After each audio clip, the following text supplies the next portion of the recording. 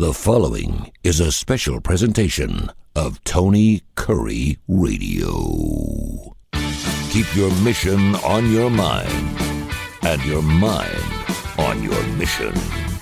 This is Mission Minded with Michael Coleman. Welcome back to A Mission Minded. Keep your mind, your mission, your mind. He is Michael Coleman, my good friend, CEO of the Heart of Alabama Food Bank. We do a show every single week called Mission Minded. We follow it up with Bite by Bite. And as always, not only do I love to do the show because it's important for business people, but it's important that my friendship with Michael Coleman grows through this show, and it does every single week. Michael, how you doing, brother? Everything good? I'm doing great. How's your week been? Everything's been fantastic. It's finally cooled off. We're gonna go. We're hitting the pumpkin patch tomorrow, and my son's coming in from Clemson. So it is all good. I'm super blessed. Yeah. It's gonna be great. Speaking of getting out, Jane Goodall, and it's funny because a lot of people, as soon as you think of Jane Goodall, you think of monkeys, you think of chimpanzees for obvious reasons. Gorillas in the mist or whatever. But there was a really good article, the 5 things that Jane Goodall taught us about business. I want to get into on the show today that I think is going to be really entertaining and fun. So we'll stretch your legs here in just a second. We have gotten a ton of emails though. info@tonykurreradio.net, info@tonykurreradio.net. And of course, you can always hashtag us at HAFB, wherever you write or leave us emails. Make sure you hashtag HAFB so we get all those things. But a lot of people are concerned about you and your organization because of the government shutdown. And I hadn't even thought of that, quite frankly. I know that Trump cut you back quite a bit earlier in the year, and because you are who you are, you make up those differences. You tackled it head on. You figured that out. But what exactly is happening on with the government shutdown, and how does that affect not only Heart of Alabama Food Bank, but also Feeding America? It's not right for us in particular with how the government relates to us, because we only get about 25% of our funding from the government. And 30% of our food. So the way it works is we're very fortunate in that they had already allocated those funds, and that food had already been sent down to the states from the federal government. So from that perspective, I don't think we're going to be impacted heavily in terms of being able to get through, I think, through the end of the calendar year. On that side, we're good. Where we'll see an impact is if people are having to go to work or out of work and they're not getting paid. Yeah. And the old adage is so true that, almost half of Americans are one paycheck away from, standing in a food line. And so what will begin to happen is we'll start to get some calls. Our agencies will say, hey, they're seeing their numbers come up. Which means they need more food, more quantities of food to make up that difference. There was already going to be some of that. And we've talked about it in previous shows a little bit about the SNAP benefits that are cut. And the truth of the matter is you hear 2 different sides. The truth is probably somewhere in the middle. But a lot of what they cut in terms of SNAP benefits are things that money that was not necessarily being used as it should be. Okay. So some of that being reduced won't have a direct impact, but anytime you're trying to reduce waste, you're trying to reduce fraud, all of that kind of stuff, inevitably you're going to hit people who it will impact. So we do anticipate an increase, but that was already kind of built in with the big, beautiful bill. And I have such mixed emotions about it. My heart just goes out to people. But, I've seen, if you spend any time on social media, you see reels. And, of course, I can't even tell now with AI and stuff what's real and what's not. It's very confusing. But, you'll see a mom that goes, hey, I was getting $1,000 a month for my 3 kids, and now it's been cut to $210. What am I supposed to do? And so you kind of get this range of people who are genuinely wrestling with it. You have others that have this kind of entitled approach. Hey, I It's the government's responsibility. It's the taxpayer's responsibility to help me take care of my family. Yeah. And that kind of builds resentment and all of that.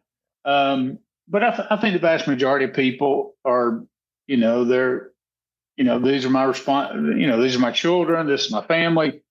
And they're doing everything they can. And so they will be impacted. And so we're really trying to prepare and think through that, and really have already thought through it.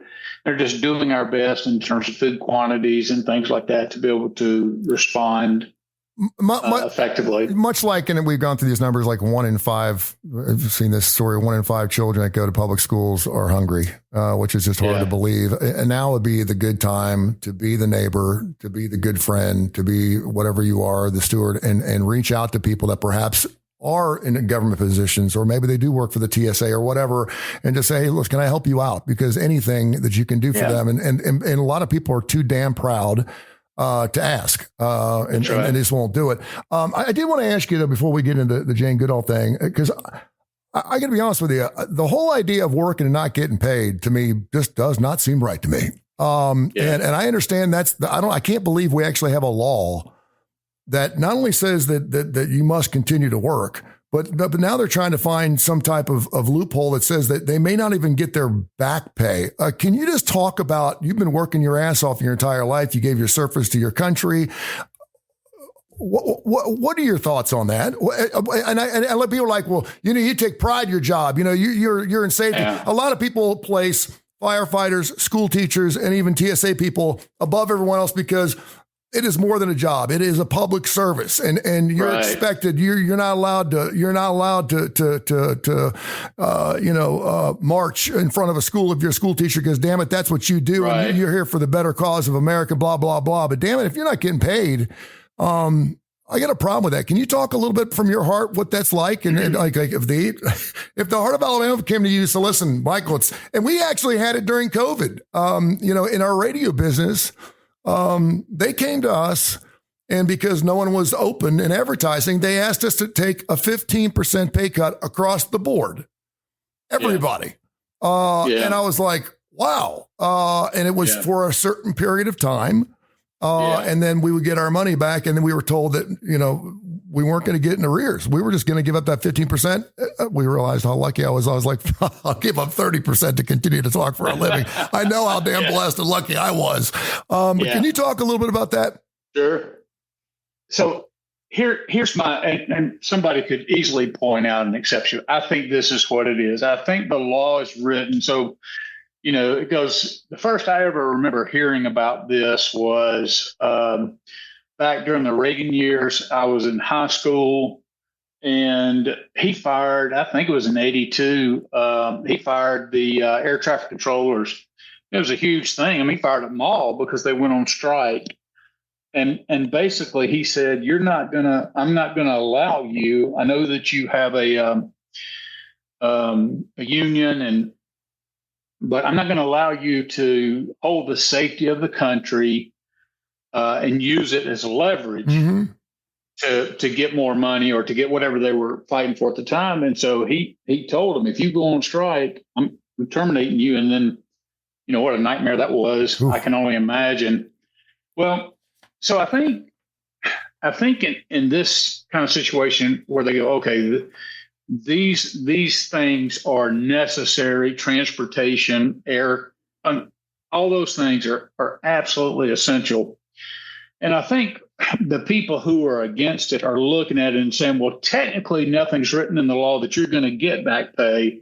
So then I think they throw that out there as a fear, as a tactic to try to pressure the other side.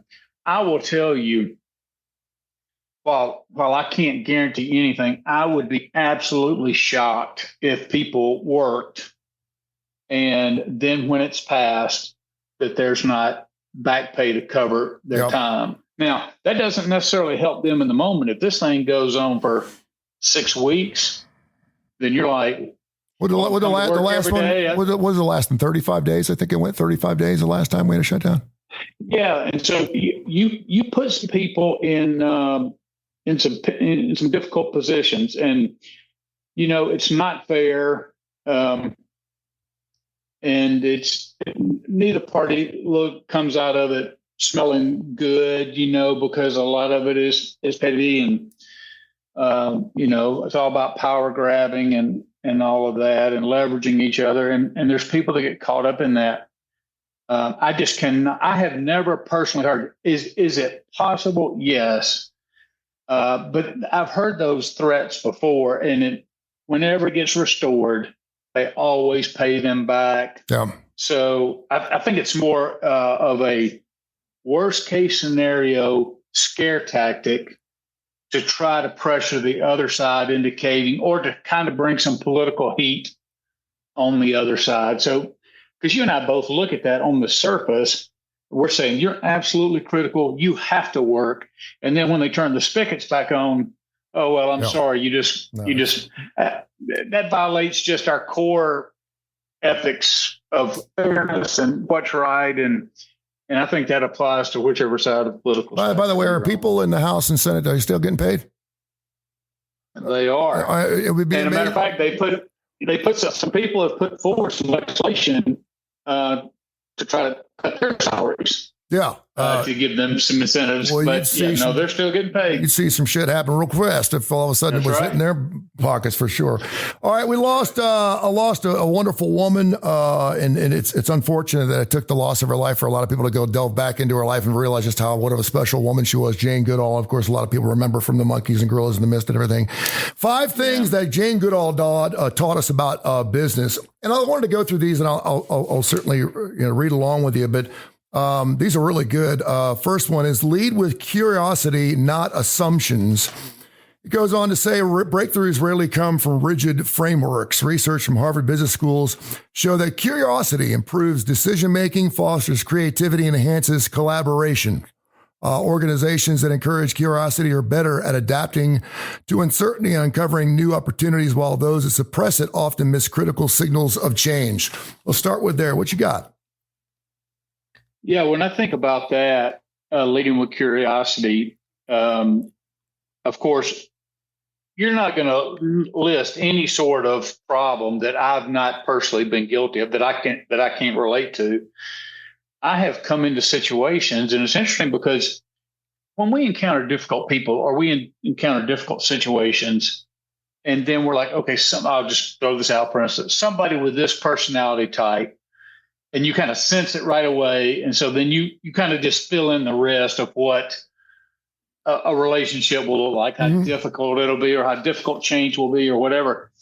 And so once you start to experience things that you connect to past memories and past experiences, then we tend to just fill it in, that we already know what's going to happen. And we fill in our experiences ahead of time full of assumptions. Now, do those assumptions play out? Sometimes they do, but the old assumptions. On the board, they make assumptions make an ass out of you and me, or if you assume that whole thing. Mm-hmm. But when I looked at that, when I was reading that article, one of the things about her that I think illustrates that is in the 60s when she went out, she didn't really have any scientific expertise. She was on the coattails of other people. She didn't have it, but she got so turned on to that life and so committed to researching, gorillas and chimpanzees and all of that. And so what she ended up doing was, not because, she didn't come into it with all this knowledge and making all of the assumptions. The science had already put forth things, and she sat back and was like, well, I'm gonna study this and be a part of this and not make assumptions, and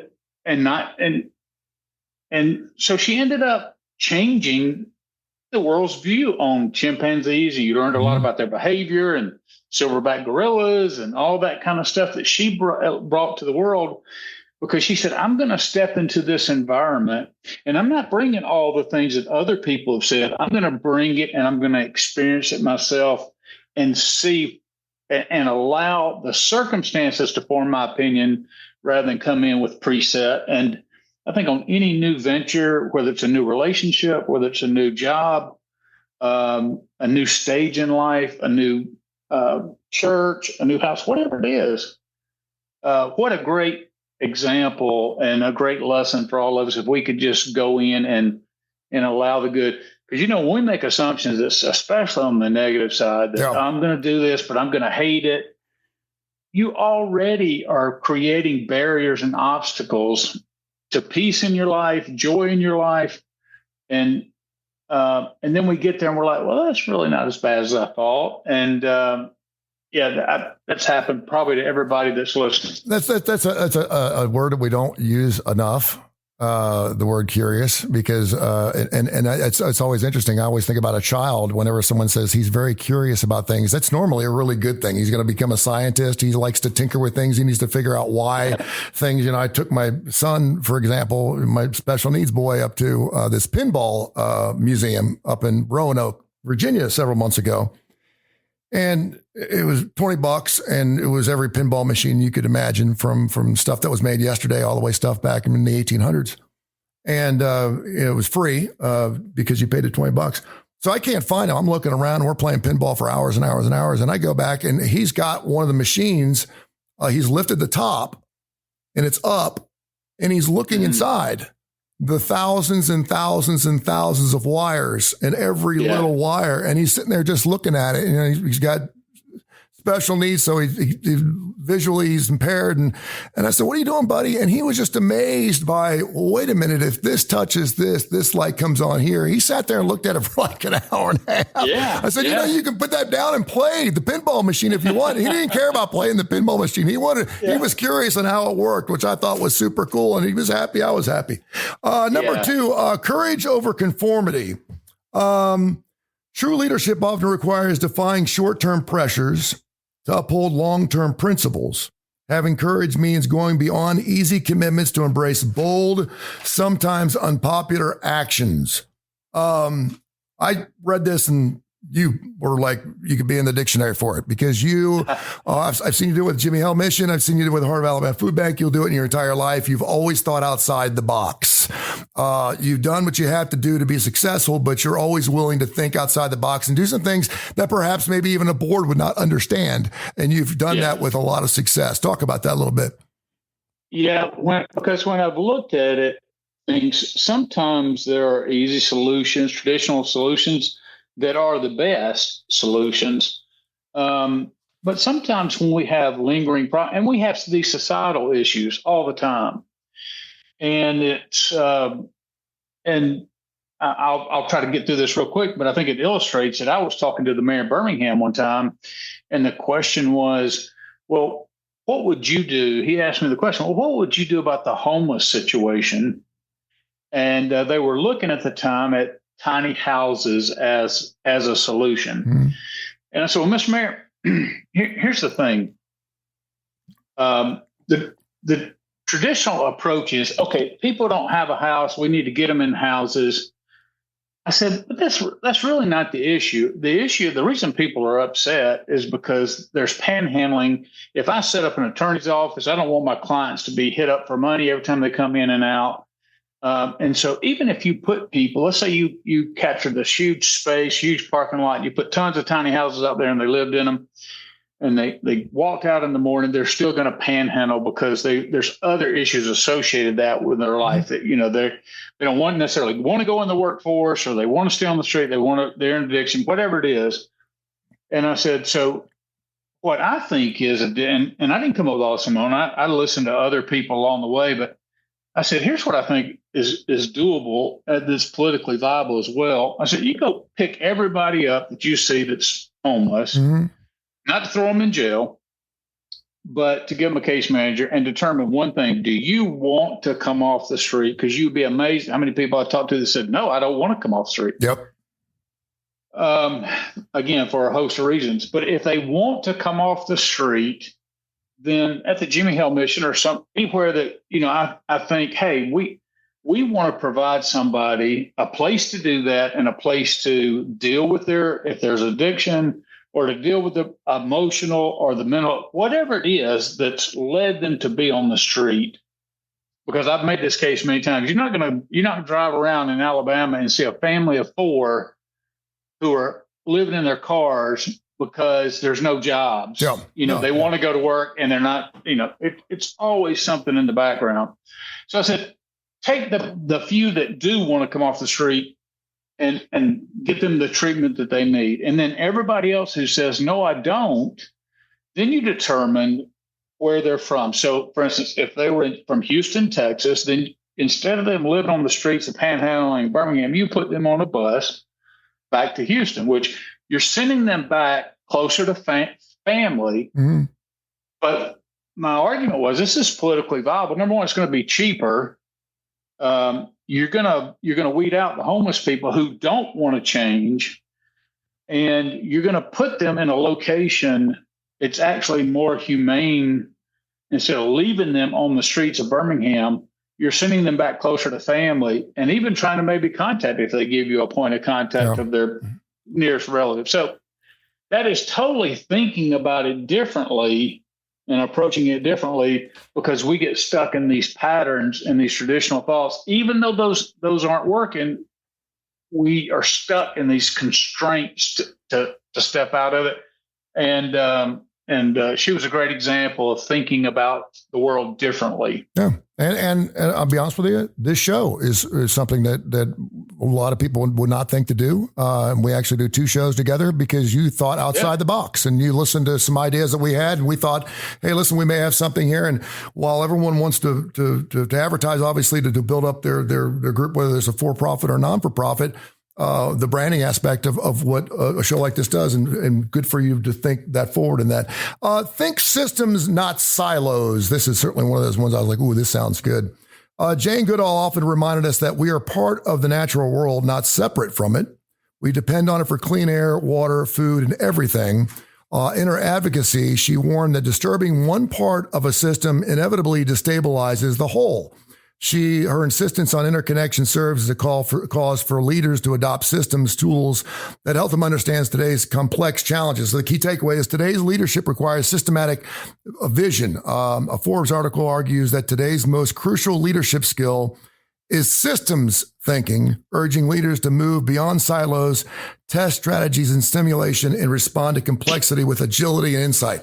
I have no clue what I just read, but you're a businessman, so it sounds really good. Please tell me what I just read and why it works. Well, from my perspective, I would just say, imagine you have a company or you're running a company and it has 5 different departments.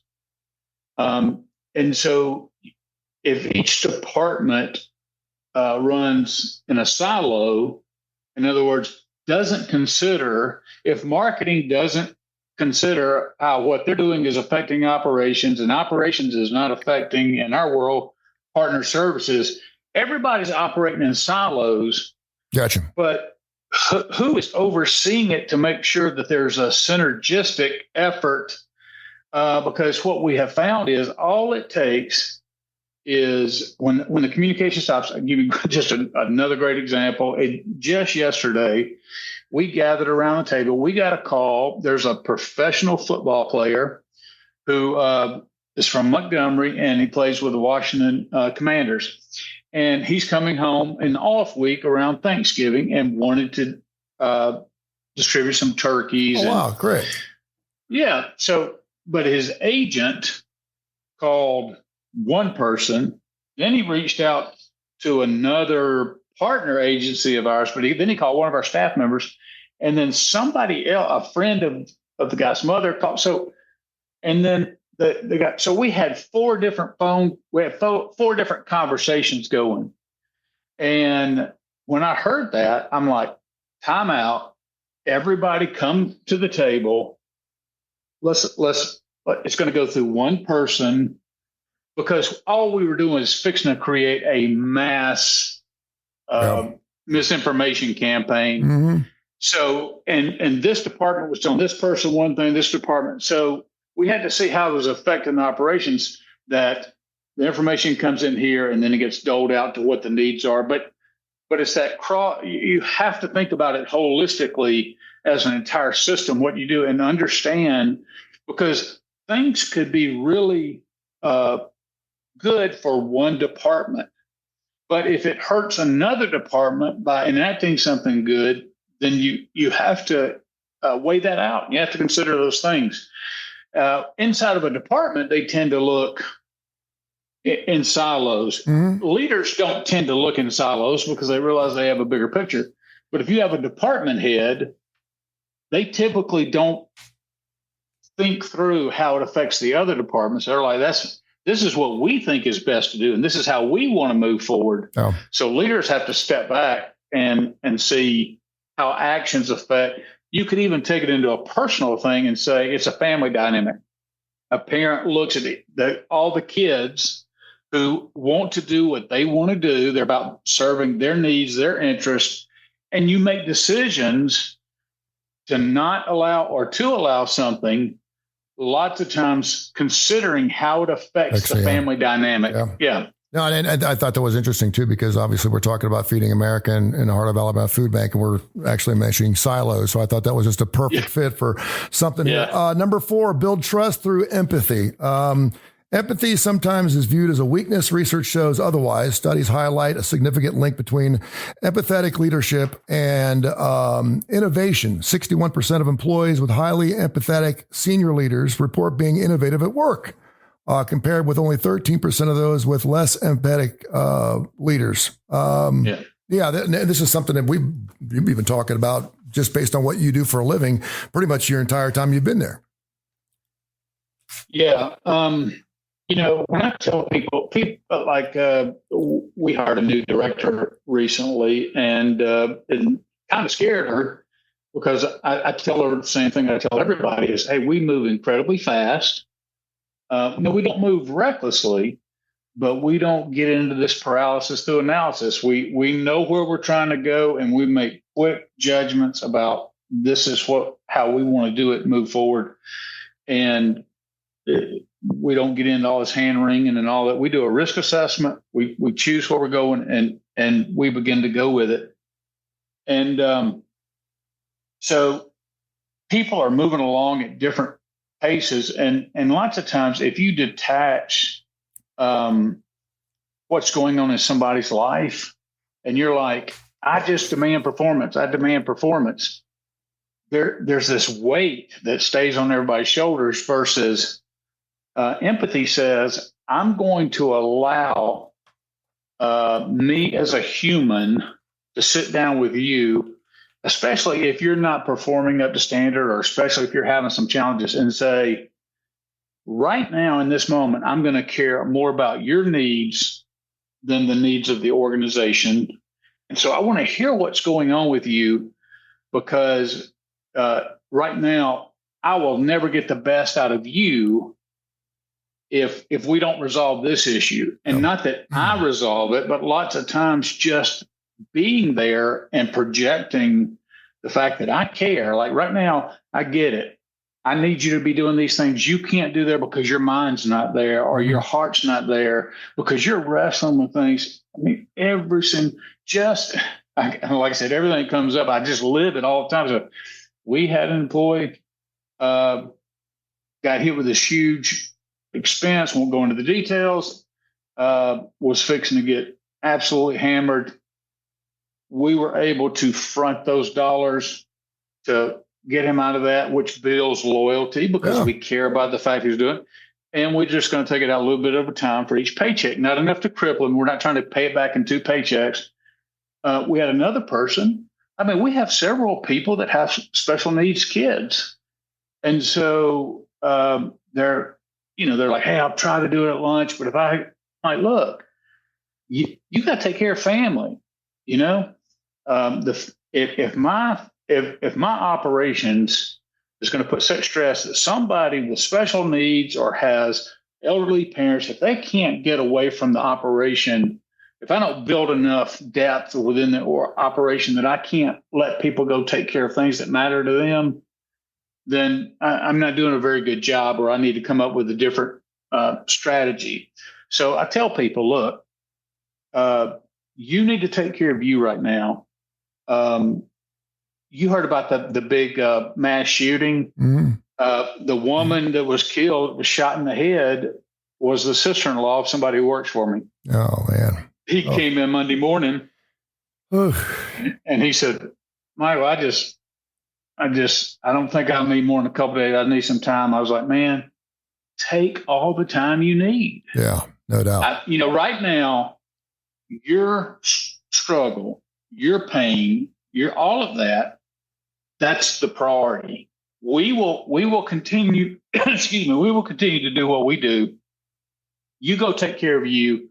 Let us know how we can help if you have needs, and you come back when you're ready to come back. And so that was be an example of just elevating the needs of others and showing that, so that when they do come back, and so they've had that experience, if I had to get tough and say, no, I need you to stay late, we've got to get this done, this is why, it builds loyalty and it builds trust and all those things that the article said. Yeah, and I think something too, because you are in the people serving business, people pleasing business, it's important to remember that we all respond and react to things differently. I can't quite understand why someone would need 3 days of bereavement when they lose their dog. But that's me. Yeah. But I kind of now understand, now that I've got a dog that's a good friend of mine, I kind of understand where that comes from. So, I mean, everyone's got a different thing. Just because we're all going through it doesn't mean different things to different people, for sure. The last thing, and I'll be honest with you, I cut the page off, so I'm not sure what it says. So I'm going to let you take this last one, which is anchor leadership. And I'm going to let you take it wherever you want to go with it. Okay. When I saw that, the very first thing that I think about is, if you are an effective leader, and that could be in the home, it could be in the business, it could be in a club, any group of people, if you take leadership, if you are somebody who is rooted in steadiness, you're steadfast, if you are reliable, if you, again, not perfect, but if people know, you know what, and I think about this because I'm the president-elect of our Rotary Club. So last year, as the president-elect nominee, they do it 2 years in advance, I had to get all the speakers for every week for a year. Now I'm the president-elect, and I'm over our major fundraiser. And the next year I'll serve as president. And I thought about that, what if, something comes up in my life, or I don't want to lose enthusiasm or whatever. But no, I've got, 35, 40 people that are counting on me to be there every week, do that. And it's the same thing within an organization. I think lots of times, if there's a change, now if I walked around with my hair on fire, then people would say, "Oh, I just don't feel confident about work. Am I going to lose my job? Is there going?" But even with the government cuts, I've tried to project that. Look, we're going to be fine. We're going to be fine. Don't worry about it. Your job's not in danger. Are there things we have to deal with as a result? Are there going to be some change? Yeah, we're going to have to go through that, but take losing your job off the table. Yeah. And so let's operate. And I think that anchor leadership, at least for me, that's how I identify with it and relate to it, provides that kind of environment to where you want to be. Now, I will tell you this as well. If you're that person, everybody needs an outlet. Everybody's got their own fears, struggles, challenges, but you don't want to live that out in front of people who need you to be the oak tree. Mm-hmm. You want to live that, whether it's a pastor, a friend group, accountability partner, whatever it is, you want to live that. Indeed. Outside of your organization. Yeah. Great stuff, my man. HAFB, hashtag that on everything we do here. Mission Minded. Keep your mind your mission. Your mission, your mind. The CEO of the Heart of Alabama Food Bank, Michael Coleman. We do another show that is specific to what you do down there in the beautiful city of Montgomery called Bite by Bite. What are we going to be talking about next? Yeah, we're going to talk about organizational change, and it's we serve the 34 counties, but we have 4 organizations, 4 additional food banks. They're called affiliated food banks that are contracted with us that help us cover those 34. Okay. And it's just so funny. One change at the top at Feeding America filters through us, filters through that. And it's just it really comes to life how difficult change is for individuals. All right, we'll get into it next. Continue to listen up here. And, of course, if you miss any of the shows, go to wherever you get your favorite podcast. We're available on every major industry, including Audacity now. We're everywhere. 1,000 listeners every single week. Thanks to everyone. Thank you, Michael. We will talk to you next year on Bite by Bite on Tony Curry Radio. Thank you, my man. Enjoyed it, my friend. This has been a special presentation of Tony Curry Radio.